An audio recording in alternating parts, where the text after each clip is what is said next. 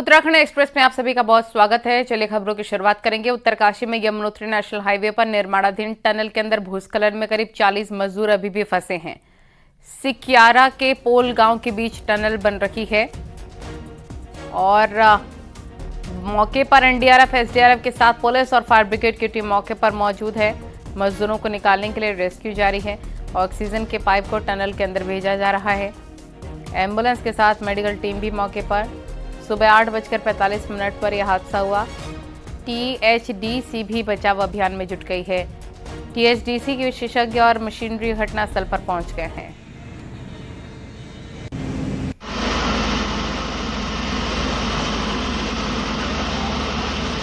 जो है तड़के जल्दी की बताई जा रही है, 6-7 बजे के लगभग की। और ये जो आप देख रहे हैं ये स्टार्टिंग पॉइंट है टनल का। इससे लगभग 200 मीटर आगे की घटना है, जिसमें 50 मीटर का जो प्रोजेक्शन है टनल का ऊपर से वो धंस गया है। तो अभी जो है हम जो भी इक्विपमेंट्स है, मशीनरी है, वो सब यहाँ पे रोप इन कर लिया गया है और जो रेस्क्यू है वो युद्ध स्तर पे चल रहा है और इसको जल्दी खत्म कर लिया जाएगा और सबको सेफली निकाल। देखिए, समय का तो अभी कुछ कह नहीं सकते। जो अभी इनके हिसाब से टनल का जो एडमिनिस्ट्रेशन है, इनके हिसाब से ये है कि सब कुछ अंदर सब लोग सही है, क्योंकि अंदर कम से कम 2.5 किलोमीटर का एरिया टूटने के बाद खाली है और ऑक्सीजन पहुंचा दी गई है। बस अभी हम केवल इतनी दुआ कर सकते हैं कि अंदर जितने लोग हैं वो सुरक्षित हो और शासन प्रशासन की पूरी टीम यहाँ पर रुको।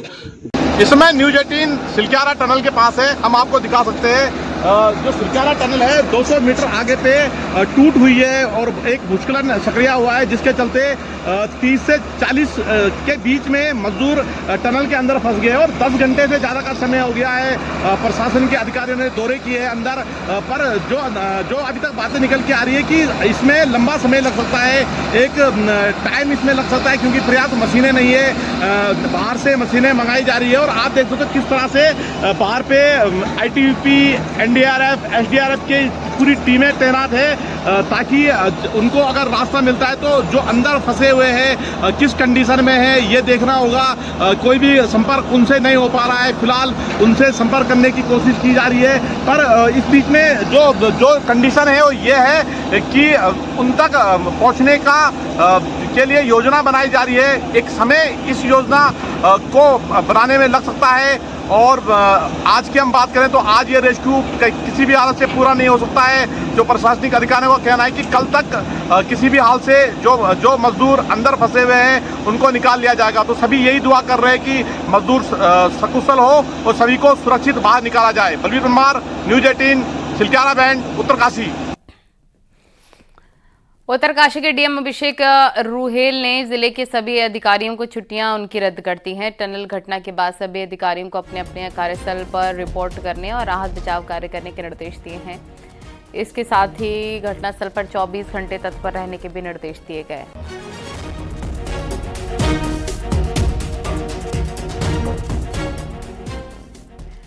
उत्तरकाशी के डीजीपी अशोक कुमार का कहना है कि टनल के अंदर मलबा अधिक होने के चलते मजदूरों को निकालने में 1 दिन से ज्यादा का वक्त लग सकता है, लेकिन पुलिस, एसडीआरएफ और मौके पर तैनात है, राहत बचाव कार्यों में जुट गई है।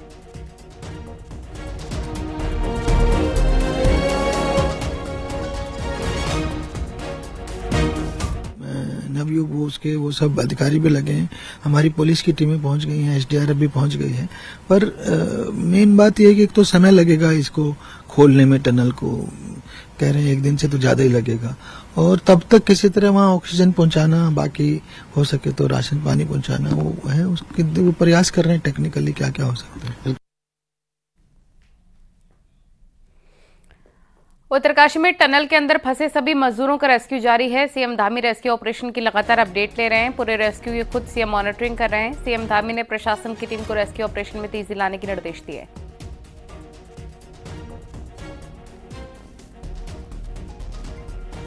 बड़ी खबर आपको बता रहे हैं, रेस्क्यू पर सीएम धामी की लगातार नजर, मॉनिटरिंग कर रहे हैं सीएम धामी लगातार। तस्वीरें देख सकते हैं आप, मजदूरों को निकालने का प्रयास लगातार जारी।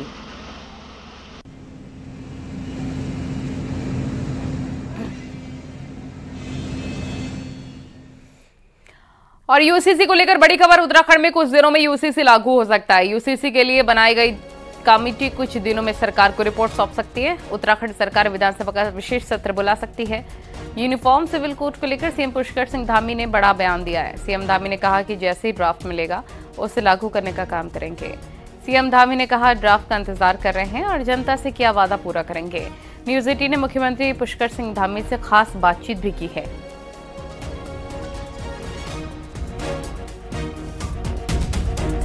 सर, ये कहा जा रहा है कि यूसीसी पर जल्द ही विशेष सत्र बुलाया जा सकता है, क्या कहेंगे?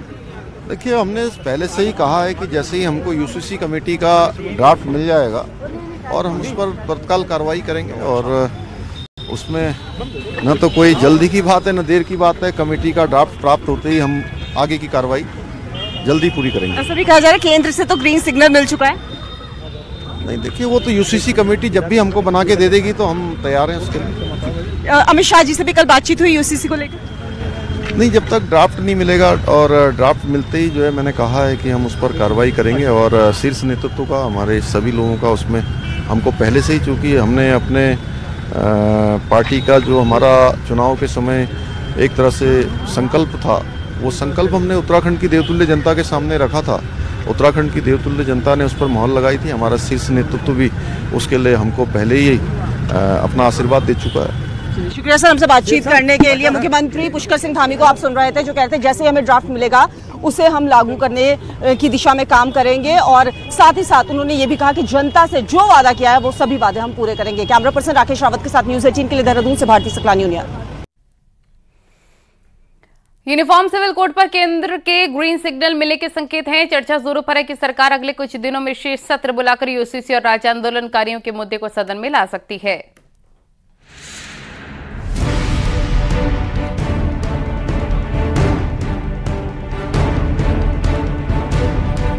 उत्तराखंड को देश का ऐसा पहला राज्य बनाने की तैयारी है जहां समान नागरिक संहिता अधिकार लागू होगा।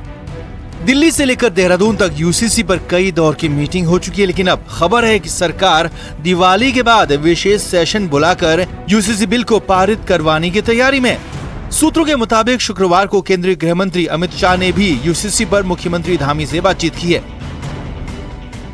देखिए, विधानसभा का सत्र विधानसभा अध्यक्ष जब भी आहूत करेंगे तो स्वाभाविक विषय रहते हैं कि सरकार द्वारा जो कार्य सदन के उपयोगी होते हैं और वो सदन पटल में लाया जाता है। निश्चित रूप से यूसीसी भी उसमें एक महत्वपूर्ण विषय है।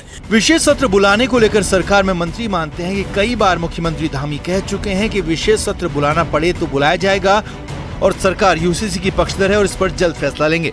इसके लिए अगर विशेष सत्र बुलाना होगा वो भी बुलाया जाएगा, क्योंकि हमारी मंशा बिल्कुल साफ है। चुनाव से पहले माननीय मुख्यमंत्री जी ने घोषणा की थी कि हमारी सरकार आएगी जो यूसीसी लागू करेगी, तो भारतीय जनता पार्टी जो कहती है उसको करने में विश्वास। पिछले 2 साल से यूनिफॉर्म सिविल कोड पर सरकार की कवायद तेज है और अब कहा जा सकता है कि अब जल्दी यूसीसी पर तस्वीर साफ हो सकती है। न्यूज 18 के लिए देहरादून से भारती सकलानी की रिपोर्ट। सीएम पुष्कर सिंह धामी दीपावली के अवसर पर पूर्व सीएम भगत सिंह कोश्यारी को शुभकामनाएं देते नजर आए। इसके साथ सीएम ने पूर्व सीएम रमेश पोखरियाल निशंक को भी दिवाली की उनके घर जाकर बधाई दी है।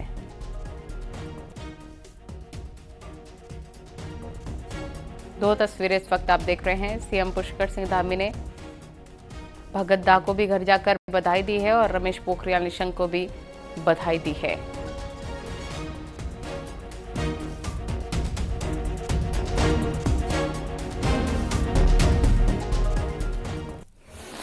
सीएम पुष्कर सिंह धामी ने पूर्व मुख्यमंत्री हरीश रावत के शहंशाही स्थित आवास पर पहुंचकर दिवाली की शुभकामनाएं दी। वो तस्वीरें भी आपको हम दिखा रहे हैं। हरदा और सीएम पुष्कर सिंह धामी बधाई देते हुए दीपावली की।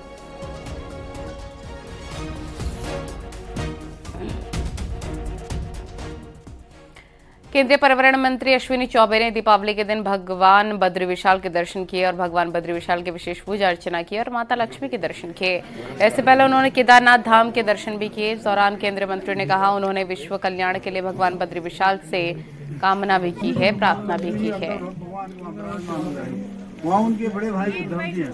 पूरे समस्त लोकः समस्तः सुखिनः भवन्तु, सर्वे भवन्तु सुखिनः, सर्वे सन्तु निरामया, सर्वे भद्राणि पश्यन्तु, मा कश्चित् दुःखभाग् भवेत्।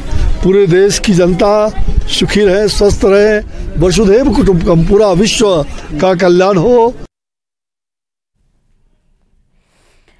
पहाड़ अपनी संस्कृति, लोक मान्यताओं और रीति रिवाज परंपराओं के लिए जाना जाता है। दिवाली पर लक्ष्मी जी की पूजा होती है, लेकिन पहाड़ों में गन्ने से बनी लक्ष्मी की होने वाली पूजा की अपनी अलग पहचान है।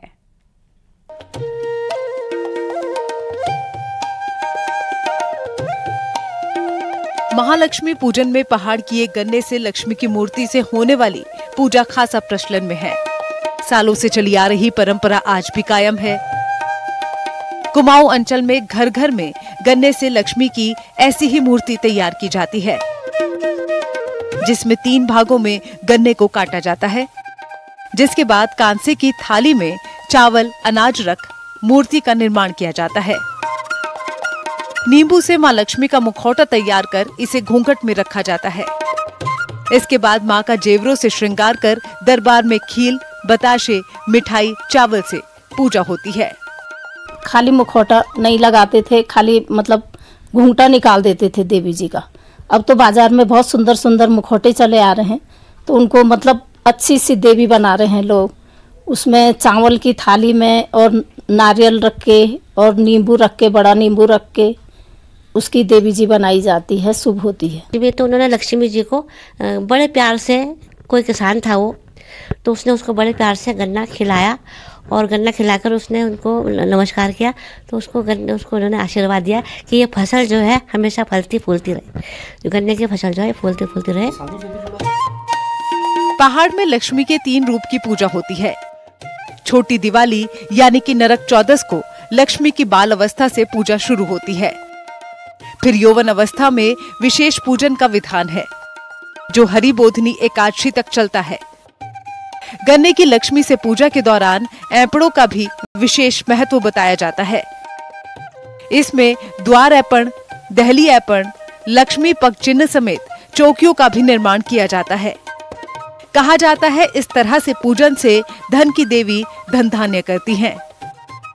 गन्ना जो है शुद्ध माने जाते हैं, इससे लक्ष्मी बनाई जाते हैं, घरों में लक्ष्मी बनाते हैं, इसकी पूजा करते हैं, उसमें मुकुटा लगाया जाता है। गन्ना जो है औषधि है, शुद्ध माना जाता है। जैसे कदिल वृक्ष है, कदिल वृक्ष भी शुद्ध मानी जाती है। लक्ष्मी जी का संबंध जो है वो धन और संपत्ति से है, तो धन और संपत्ति को छिपा करके रखा जाता है, खोले नहीं रखा जाता है। और दूसरा अर्थ यह है कि लक्ष्मी जी का संबंध नारी से भी है, और नारी का आभूषण जो है लज्जा है, इसलिए जो लोक शिल्प के आधार पर लक्ष्मी जी बनाई जाती हैं वह घूंघट में होती हैं। मानस खंड और पुराणों में गन्ने के वृक्ष को शुभ और फलदायक माना गया है। यही कारण है कि पहाड़ों में शादी, जनेऊ समेत सभी शुभ कार्यों में गन्ने को पूजने का विधान है। महालक्ष्मी का एक नाम गजलक्ष्मी भी है। माना जाता है कि समुद्र मंथन के दौरान लक्ष्मी के स्वागत के लिए हाथियों द्वारा अभिषेक किया गया और हाथी को सबसे प्रिय गन्ना है। कहा जाता है कि दीपावली के दिन इस गन्ने की पूजा से महालक्ष्मी की कृपा भी बनी रहती है। न्यूज़ 18 के लिए नैनीताल से वीरेंद्र बिष्ट की रिपोर्ट। दिवाली का मौका है और भगवान केदारनाथ के धाम में दीपावली का खास महत्व है। दीपोत्सव के मौके पर आपको बाबा केदार की आरती के महत्व और यहाँ संध्या आरती के वक्त के अद्भुत दृश्य दिखाते हैं।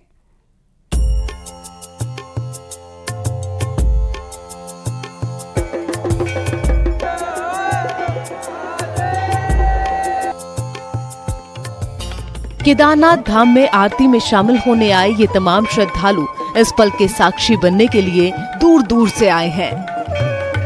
पंच केदार में से एक केदारनाथ धाम में भगवान शिव के बैल रूपी अवतार के पीठ की पूजा होती है।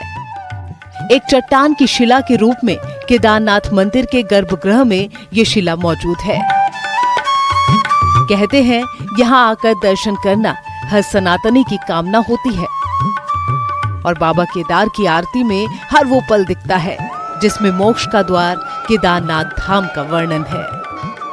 हिमालय की पहाड़ियों पर स्थित बाबा केदार का धाम मंदाकिनी और सरस्वती नदी के पास है और शाम के समय इसकी खूबसूरती बेहद ही खास हो जाती है।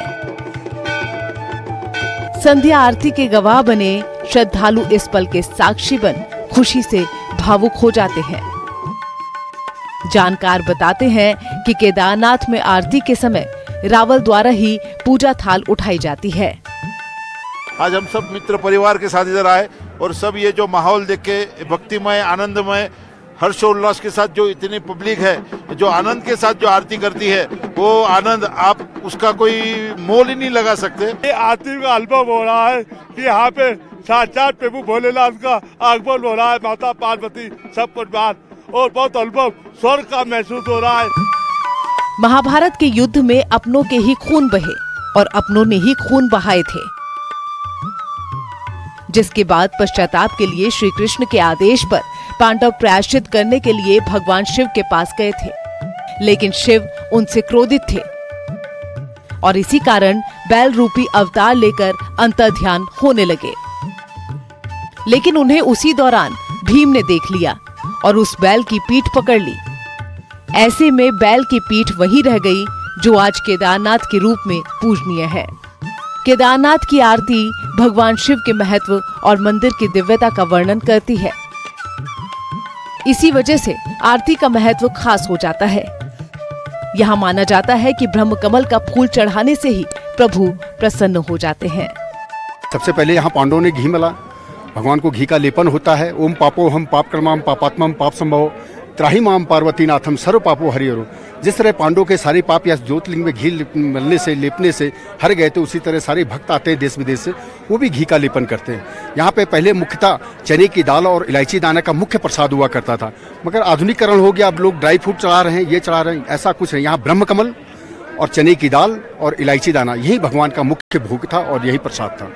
आरती का मतलब होता है कि जब मनुष्य आर्त होकर के भक्ति भावना से युक्त होकर के भगवान की शरण में जाता है।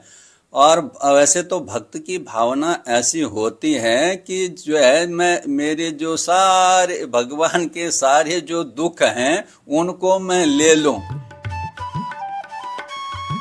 हर आरती का अपना विशेष स्थान है, लेकिन केदारनाथ धाम में भक्ति का ये स्वरूप और सौंदर्य प्रभु के दर्शन के खूबसूरत पलों में से एक है। न्यूज़ 18 के लिए देहरादून से भारती सकलानी उन्याल की रिपोर्ट। दिवाली के मौके पर पहाड़ों की खास बाल मिठाई की डिमांड काफी बढ़ जाती है। अल्मोड़ा में बाल मिठाई का आविष्कार हुआ और 1865 से बदस्तूर ये खास मिठाई बेची जा रही है।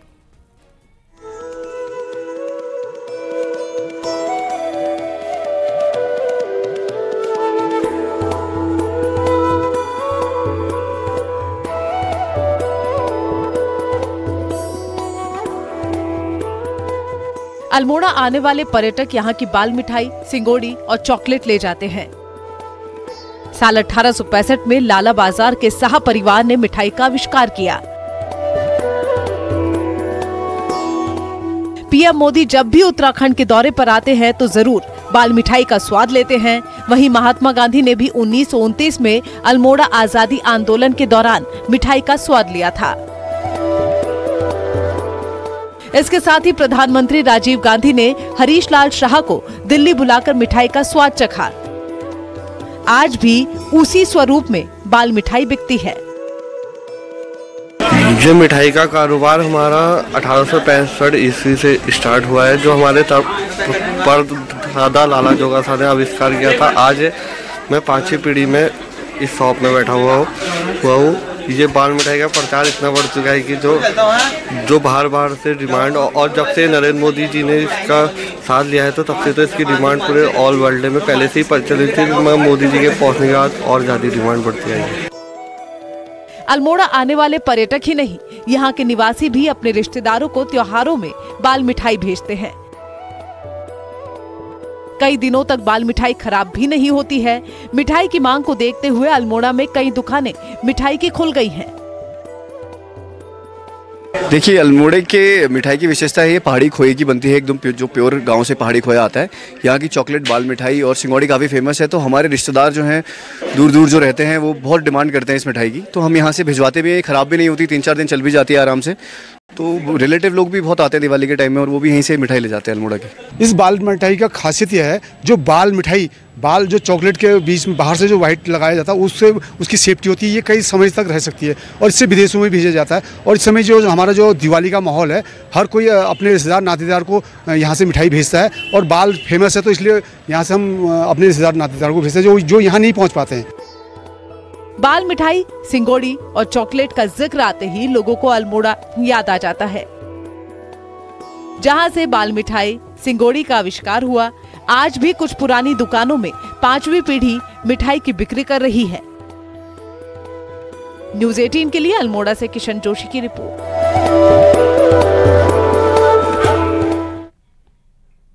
पुरानी टिहरी के नथ और सिंगोड़ी मिठाई कभी उसकी पहचान हुआ करती थी, कभी जिसकी देश भर में काफी डिमांड थी। बदलते वक्त के साथ भले ही मांग कम हुई है, लेकिन नई टिहरी में दीपावली पर सिंगोड़ी मिठाई की ज्यादा मांग बढ़ जाती है। देखिए रिपोर्ट।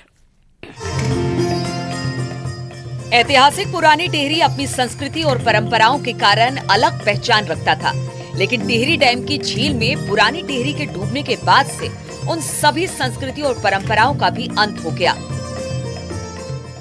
जो कभी टिहरी की पहचान हुआ करती थी। टिहरी में बनने वाली एक विशेष तरह की मिठाई जिसे सिंगोरी कहा जाता है, वो उनमें से एक है, जिसकी डिमांड इतनी थी कि लोग देश के कोने कोने से सिंगोरी लेने टिहरी पहुंचते थे। वहीं विदेशों से भी इसकी डिमांड आती थी। पुरानी टिहरी वासियों का कहना है कि राजा महाराजाओं के समय से ही सिंगोरी को इतना पसंद किया जाता था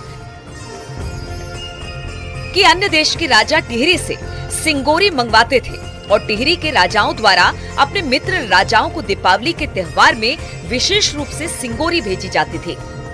ये पुरानी टिहरी से हमारे पिताजी भी कारीगरी थे, तो उस समय से हम बना रहे हैं इसको पुरानी टिहरी से। अब ये 24-25 साल हमें नई टिहरी में भी हो गए इसको बनाते बनाते, तो इसलिए ये यहाँ की प्रसिद्ध मिठाई है। इसमें ड्राई फ्रूट वगैरह पड़ते हैं, तो हमने इसका पेड़ यहाँ नई टिहरी में कम उगता है, ठंडे में गर्म में उगता है, इसलिए हमने इसका पेड़ भी यहीं पर लगा रखा है, अपने सामने ही इसका पेड़ लगा रखा है। और जो टिहरी की जो सिंगोरी है वो इसकी डिमांड देश विदेशों में भी है आज की डेट में। विशेषतर यहाँ पर जैसे दीपावली हो गई, होली हो गया, इन पर्वों में इस सिंगोरी को बनाया जाता है और यहाँ पर बहुत कम लोग रह गए हैं जो सिंगोरी को बनाते हैं। कभी टिहरी की पहचान हुआ करती सिंगोरी को बनाने में मेहनत भी बहुत ज्यादा होती है और दीपावली के त्योहार में इसे विशेष बनाया जाता है।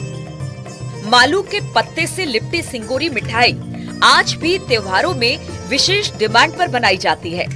आज भले ड्राई फ्रूट्स और कंपनियों के ब्रांडेड मिठाइयों का प्रचलन बढ़ गया है, लेकिन इसके बावजूद टिहरी की सिंगोरी आज भी अपनी पहचान बनाए हुए है और दीपावली के त्योहार में इसका और अधिक महत्व बढ़ जाता है।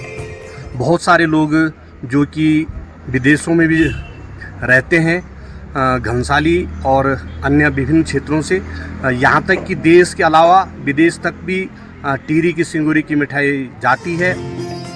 दीपावली के त्योहार को बनाने का ट्रेंड जिस तरह से लगातार बदल रहा है, वैसे ही टिहरी की पहचान सिंगोरी मिठाई भी धीरे धीरे अपनी पहचान खो रही है।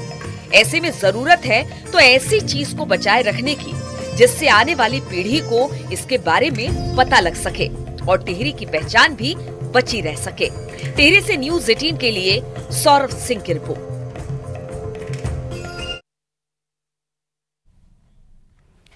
दुनिया भर में रोशनी के त्योहार दिवाली की धूम है। पूरा देश रंग बिरंगी लाइटों से जगमग है। दिवाली के मौके पर राष्ट्रपति भवन, नॉर्थ ब्लॉक और साउथ ब्लॉक और रंग बिरंगी लाइटों से सजाया गया। ऐतिहासिक कुतुब मीनार की छटा भी देखने को मिल रही है। कुतुब मीनार में खूबसूरत लाइटिंग की गई है। पूरे देश से इसी तरह रंग बिरंगी लाइटों से सजे घरों, इमारतों की तस्वीरें सामने आ रही हैं। ऊंची इमारतों से लेकर झुग्गियों तक में जगमग लाइटें नजर आ रही हैं। ये तस्वीरें इस वक्त आप देख रही हैं अपनी टेलीविजन स्क्रीन पर।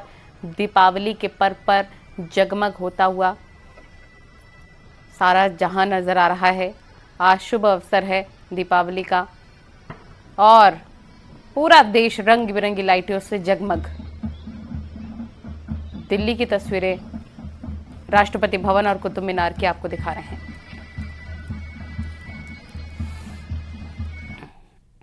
और यहाँ वक्त हो गया एक छोटे से ब्रेक का।